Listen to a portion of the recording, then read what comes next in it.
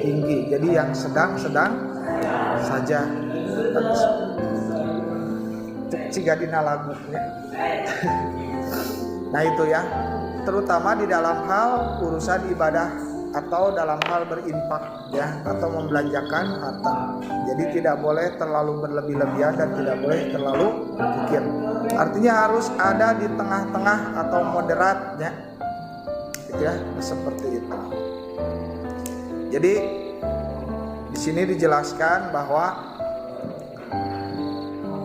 dan berikanlah kepada keluarga yang dekat akan haknya. Jadi siapa dulu? Di sini ada beberapa urutan orang yang siapa sih? Jadi ada pertanyaan secara retoris ya. Seperti ini.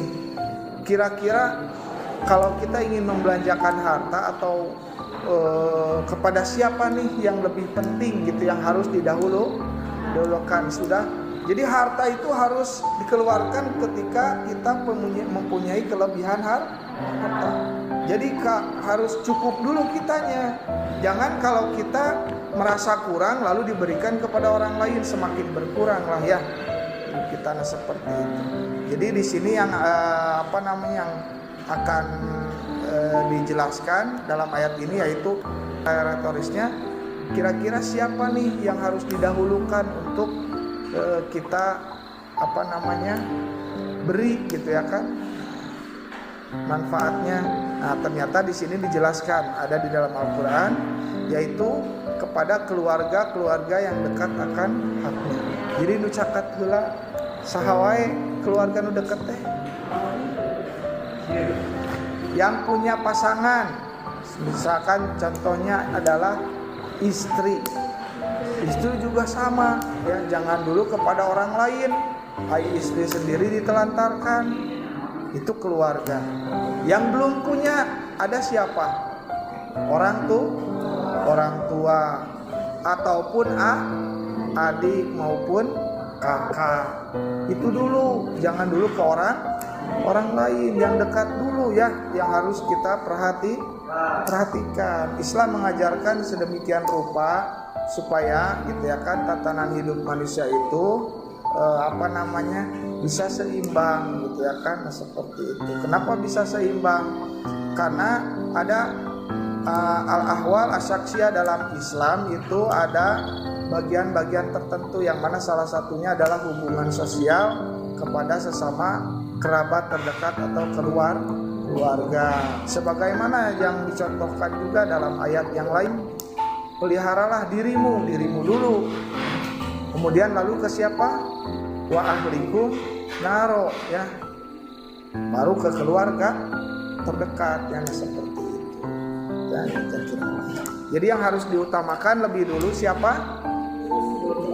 Keluarga dulu ya, keluarga yang dekat. Sama model kita yang dekat, tetangga juga sama. Misalkan nih dalam ada sebuah keterangan dalam sebuah hadis gitu ya kan, mana nih yang harus lebih diutamakan kalau sekiranya kita punya makanan. Nah kalau kita punya makanan, kalau ingin memberikan sesuatu ke tetangga, kan yang dianjurkan itu tetangga dekat ya, bukan ke tetangga yang jauh, yang lebih dekat dengan pintu.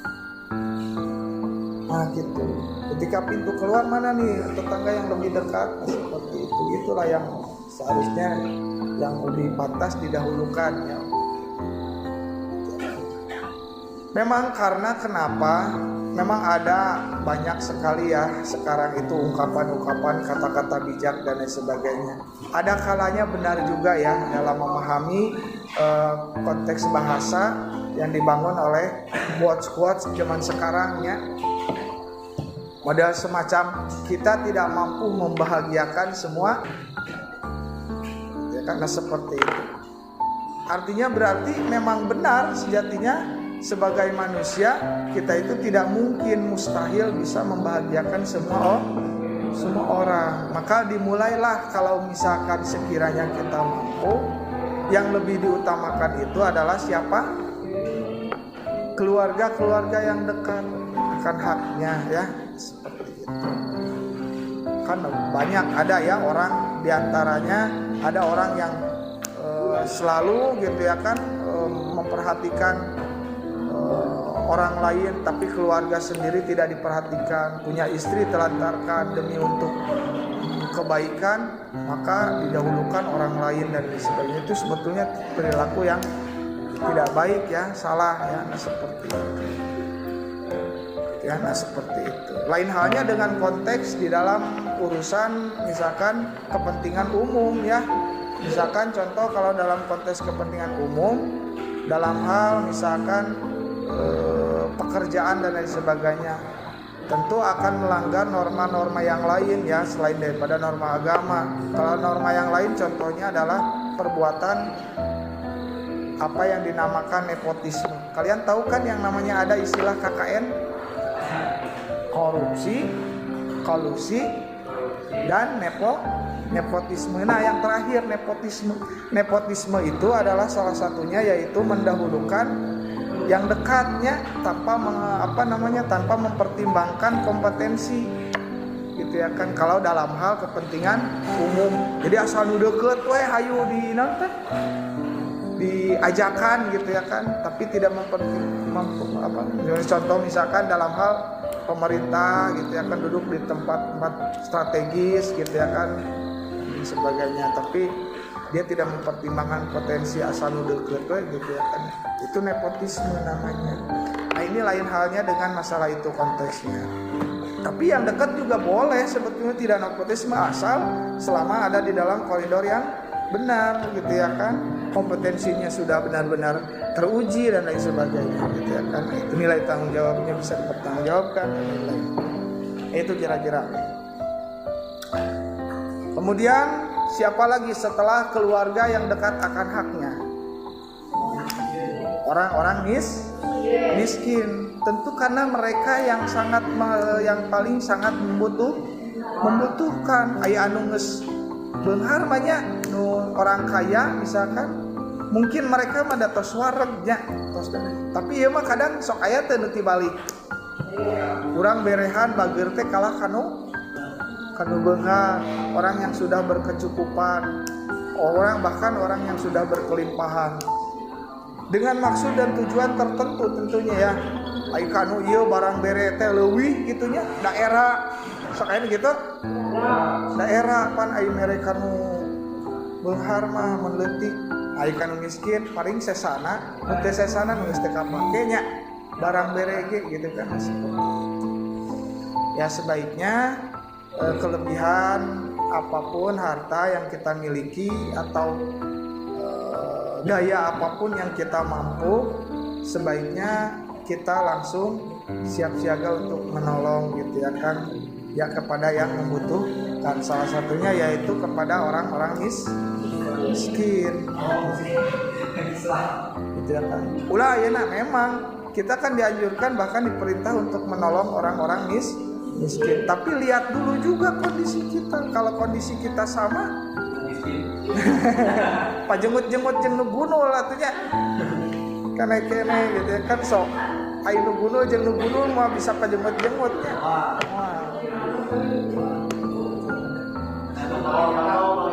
Hah?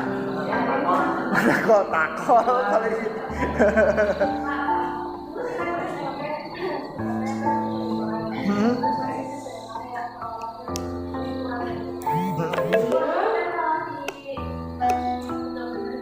Dipakai nggak bener.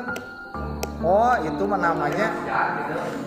Oh seperti ini, ada sebuah dalil kalau tidak salah dalam Quran surat yang bunyinya ini, wa ta'awanu 'alal birri wa taqwa wa la ta'awanu 'alal ismi wal udwan, yang artinya adalah dan tolong menolonglah kamu dalam kebaikan dan takwa, wa la ta'awanu 'alal ismi, dan janganlah kamu tolong menolong dalam perbuatan dosa dan pelanggarannya.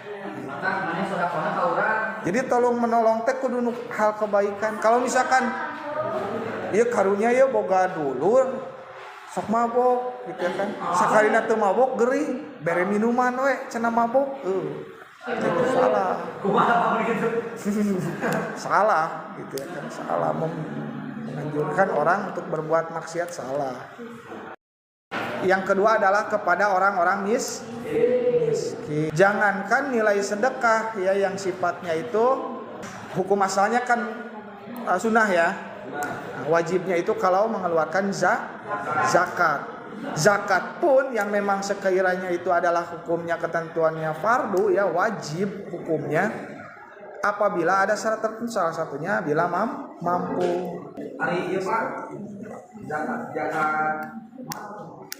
Zakat mal itu wajib. Zakat mal itu wajib dikeluarkan apabila sudah mencapai nisab. Batasnya 2,5%. 2,5%. Bukan setengah.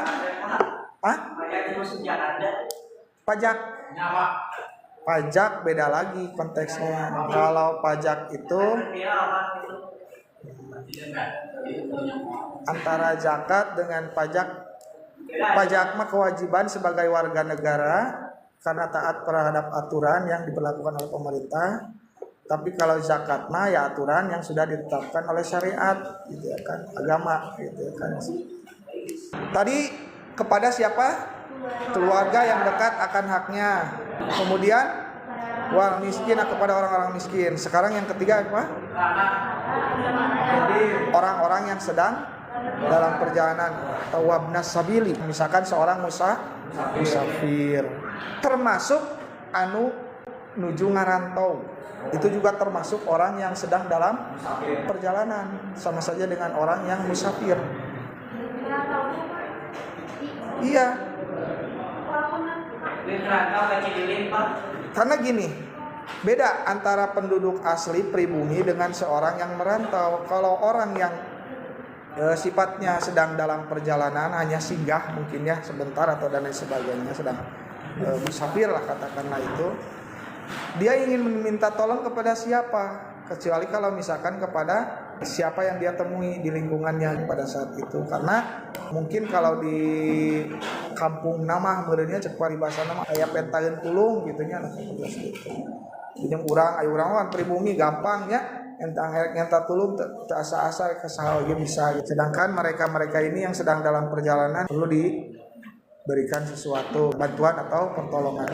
Tapi kriteria yang seperti apa dulu juga ya seorang yang sedang dalam perjalanan itu. Apakah seorang yang memiliki bekal yang cukup? Misalkan contoh, emang saya musafir sedang berpergian, tapi bepergianan awan traveling, jalan-jalan, liburan dan lain sebagainya, itu tidak termasuk yang dimaksudkan dalam ayat ini, gitu ya kan?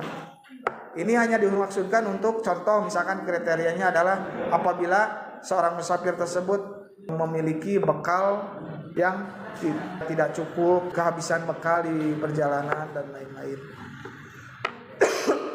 Sok aya nu geningnya nu kadang nunjukkeun aduh artosna seep leungit atawa kacopetan dan lain sebagainya teu gaduh ongkos kuy. Tah aya nunjukkeun peta tulung kabeneran ke urang mampu kasih ya. Kasih buina ka mana? Langkung saya dianterkeun gitu kan. Nah, itu kalau bisa. Tolong orang yang sedang dalam perjalanan, nah, yang membutuhkan tentunya ya. Wa atidal qurba haqqahu kepada keluarga dekat yang haknya. Kemudian wal miskina orang-orang miskin, wabnas sabili. Kemudian di akhir ayat disebutnya adalah wala tubadzir tabdiro, dan janganlah kamu menghambur-hamburkan hartamu secara boros. Intinya memang di dalam ajaran Islam itu mengatur sedemikian rupa yang sangat kompleks. Salah satunya yaitu dalam hal urusan finansial juga ya, itu keuangan gitu akan mengatur supaya kita bisa hidup lebih ya, sejahtera ya seperti itu. Bisa mengatur keuangan. Jangan boros gitu ya kan. Jangan harus cukup ya.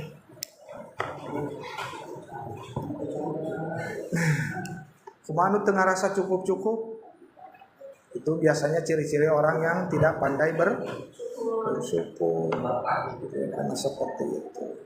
Tapi ini kan relatif ya, antara mentalitas seseorang atau prinsip, punya cita-cita, punya angan-angan boleh ya gitu ya kan. Kita misalkan punya keinginan ingin menjadi seorang yang kaya raya, tidak apa-apa, tidak tidak dilarang. Sebagaimana kisah banyak orang-orang, salah satunya sahabatnya yang bernama Abdurrahman bin Auf, kan orang yang sudah tahu ya, kita juga sejarah beliau, itu dia seorang saudagar yang kaya rayanya, seperti itu. Dengan kekayaannya dia bisa banyak sekali melakukan kebaikan-kebaikannya, membantu Rasul gitu ya, karena sebagainya, membantu menegakkan ajaran Islam gitu ya, Islam. Ada sebuah keterangan bahwa kefakiran itu mendekati kekafiran ya, kekufuran. Jadi tidak boleh boros. Sesuai dengan porsinya ya. Boros menurut mereka belum tentu boros menurut kita. Boros menurut kita belum tentu boros menurut mereka. Nah, seperti itu. Ada orang yang ngirit we, aya nama moal nganggo Fortuner, moal nganggo Pajero, bade nganggo Kijang we. Irit kana bensina, sakitu teh irit cek batur. Cek urang anu teu boga mobil-mobil acan. Karena mobilnya lebarnya. Ini kana motor. Nah, motor oge sami. Ya, motor. Cek batur boros, can tentu cek urang boros. Cek urang boros, can tentu cek batur oge boros. Sami, anu gaduh motor ya. Moal nganggo Ninja, moal nganggo Kawasaki nya. Moal nganggo non RE King. Rek make Astrea we, rek make non Backjewel muka ditu nya. Oh, eta. Bade ngirit gitu kan. Irit kan karena bensin nu kitu mah nya. Seperti itu. Cenah ngirit. Tapi kumaha cek anu teu gaduh motor?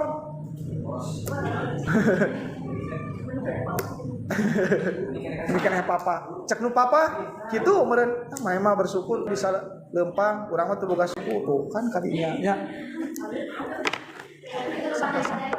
Pandai-pandai bersyukur sesuai dengan porsinya masing-masing ya. Kadang emang bener cenah cek batur mas sawang sinawang. Sana sawang sinawang teh naon? Patuduh-tuduh geuninnya pasangka-sangka. Ya, seperti itu. Pak, itu gimana kan Pak kalau kata game sekarang itu kan boros itu self reward. Worth it iya, seimbang. Self reward jadi hadiah buat diri sendiri boros itu. Gimana? Jadi kalau kata game sih gitu ya, jadi boros itu self reward. Jadi self reward.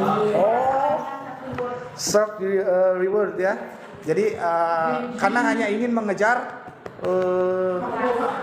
kepuasan, karena ingin menunjukkan sesuatu, reward daripada orang lainnya dan sebagainya, ingin menunjukkan sesuatu dan lain-lain. Maksudnya gitu kan? Self reward jadi hadiah buat diri sendiri. Hadiah buat diri sendiri. Ada kepuasan di situ. Kalau setelah melewati banyak hal itu jadi self reward. Oh, seperti itu maksudnya. Itu sebetulnya tidak termasuk boros juga ya, asal selama kebutuhan kita itu seimbang dengan apa yang kita keluarkan. Hidup itu ada input, ada output. Apa yang kita dapat, yang kita keluar. Kalau selama aman di situ ya, inputnya kita aman. Apakah keluarnya kita aman? Tidak. Boleh kita mau jalan-jalan keliling Eropa, ke luar negeri boleh, tapi zakatnya dipenuhi. Ya, ibadah-ibadah yang lain terutama yang wajib dipenuhi. Misalkan contoh keliling dunia atau hajian acan, kan itu tidak worth it ya. Tidak seimbang. Geuning mampu keliling negeri keliling dunia tapi kalau hajian tak acan, zakat teu mayar, itu sama jeung mau. Anu keren mah nya kitu. Keliling dunia karena punya cita-cita ingin, boleh enggak apa-apa. Keliling dunia bukan menghabiskan uang ya, memuaskan diri. Kalau tadinya apa namanya? Self reward ya, karena pencapaian kita itu kita berhak dong punya keinginan untuk menikmatinya gitu ya kan. Tapi tidak lupa juga kan kewajiban. Boleh mau keliling dunia, keliling Eropa dan lain sebagainya. Zakat dipenuhi, haji dilaksanakan, sering sedekah, banyak berinfak dan lain sebagainya. Itu kan seimbang jadinya ya. Seperti itu boleh. Asal seimbang. Selama kewajiban tidak ditinggalin boleh.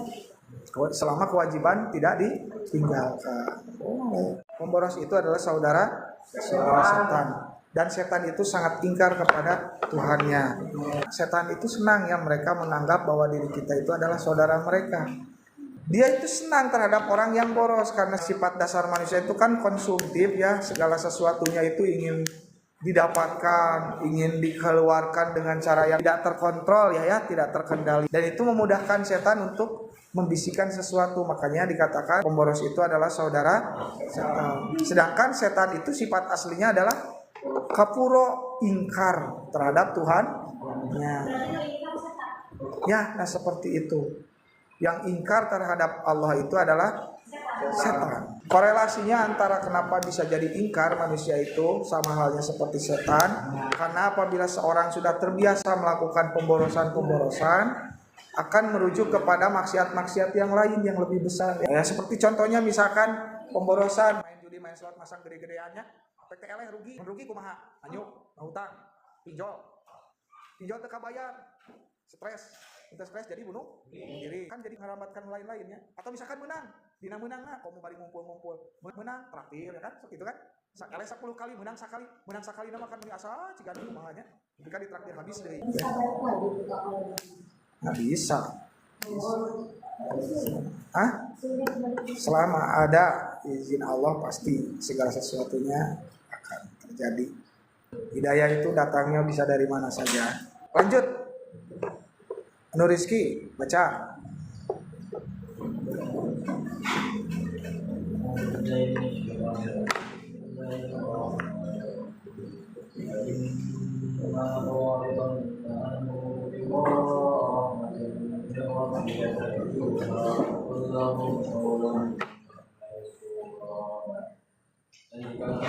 Dari mereka beroleh rahmat dari Tuhanmu yang kau harapkan adalah kepada mereka ucapan yang lembut. Nah, ini intinya manakala ketika kita mendapati sesuatu hal yang sangat berat, ada di mana suatu kondisi ketika kita ingin menolong seseorang tapi kondisi kita itu sangat tidak memungkinkan untuk menolong karena saruan tadi disebutkannya ibarat Sama miskin. gitu. Maka langkah apa? Di sini ada solusinya.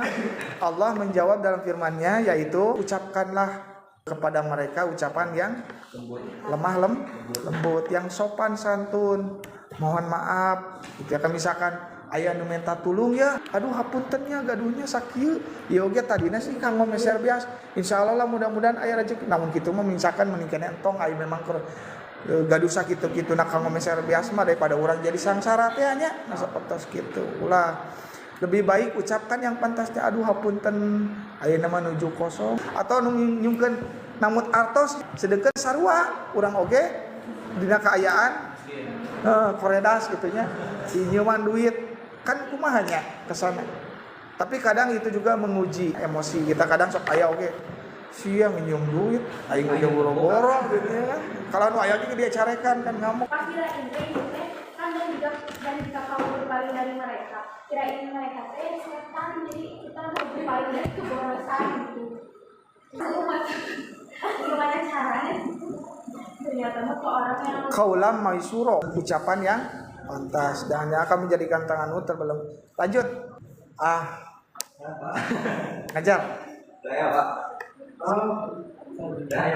Oh, napis. Sama ini sih Pak. Hah? kami ya Pak. Dewi.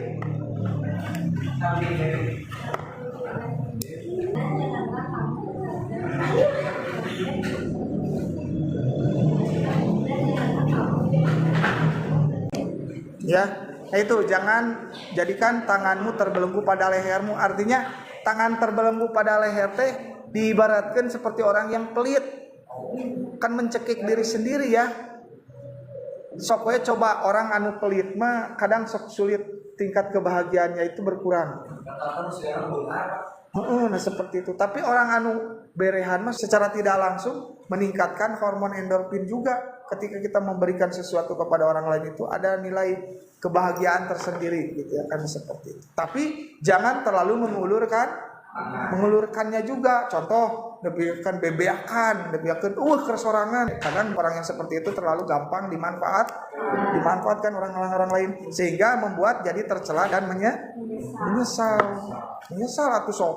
Hampir tiap kali dia punya sesuatu ingat ka batur tapi teu inget ka diri sendiri, apalagi ke keluarga gitu kan. Bager nama bager, buru-buruan belaan kesorangan. Kan ada yang seperti itu ya. Itu tidak boleh juga terlalu mengelurkannya sehingga menyiksa diri. Belaan kesorangan itu juga tidak boleh. Akhirnya akan membuat kita menyesal, tidak boleh. Ya, seperti itu.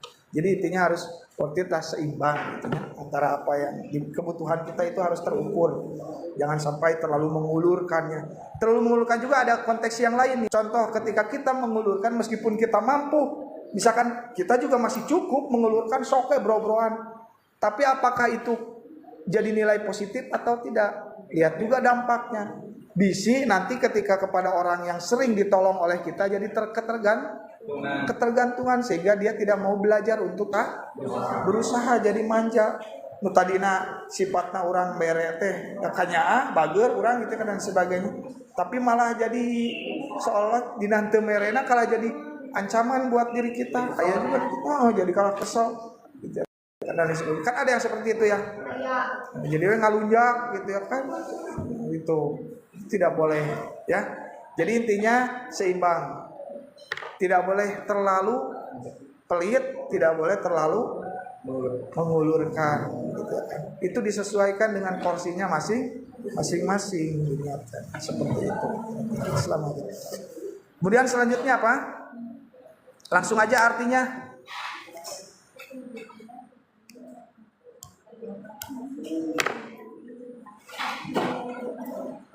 Ya, jadi memang tetap segala sesuatunya itu milik Allah, akan kembali kepada Allah, datangnya dari Allah kembali. Segala sesuatunya adalah titipan, bahkan diri kita juga bukan milik kita, ya.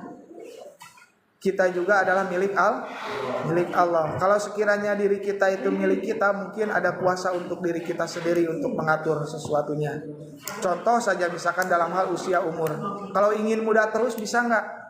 Tidak, karena itu sudah jadi sunatullah ya. Manusia akan menjadi tua dan mati. Dan syarat mati juga bukan hanya tua ya, yang muda juga kalau sudah waktunya mati. Dan syarat mati juga bukan sehat. Banyak orang yang masih sehat tapi ya kecelakaan dan lain sebagainya. Intinya segala sesuatunya itu adalah milik Allah. Lillahi ma fis samawati wal ardh, pemilik kerajaan langit dan bumi. Kita hanya numpang, apa yang kita miliki hanya titipan dan pasti akan dipertanggungjawabkan. Tidak ada yang seutuhnya secara hakikat milik kita semuanya. Semuanya dari Allah. Makanya Allah berkuasa atas rezeki seseorang dalam hal melapangkan maupun menyempitkannya, itu kuasa Allah. Dan tidak ada satupun yang bisa mengatur semua itu. Allah Maha mengetahui, Maha melihat akan hamba-hambanya. Ya, melapangkan rezeki kepada siapa yang dia kehendaki dan menyempitkannya itu atas kehendak Allah. Panaha cenah lamun misalkan ada orang yang katanya janji Allah kan kalau kita berbuat baik akan diberikan kebaikan. Banyak nilai kebaikan itu bukan hanya rezeki berupa harta. Contoh, aya orang anu baik tapi nah hirupna teh susah, malarat, tapi sabalikna. Nah, itu sudah jadi pembahasan secara umum ya. Jadi ketika ada orang yang punya kelimpahan tapi dia selalu berbuat maksiat, berbuat dosa, itu namanya istijraj ya, itu panyungkun. Semuanya adalah ujian ya. Ujian kebaikan dan ujian kesulitan. Itu semua ujian. Kalau kemudahan, itu ujiannya adalah harus bersyukur. Syukur menjadi kebaikan, itu lulus ujiannya. Kalau dengan ujian kesusahan, kalau dia mampu bersabar, maka akan lulus ujiannya dengan sabar tersebut. Maka itu juga kebaikan. Seperti itu kira-kira. Udah ya? Udah cukup. Waktunya masih ada? Sampai 14.15.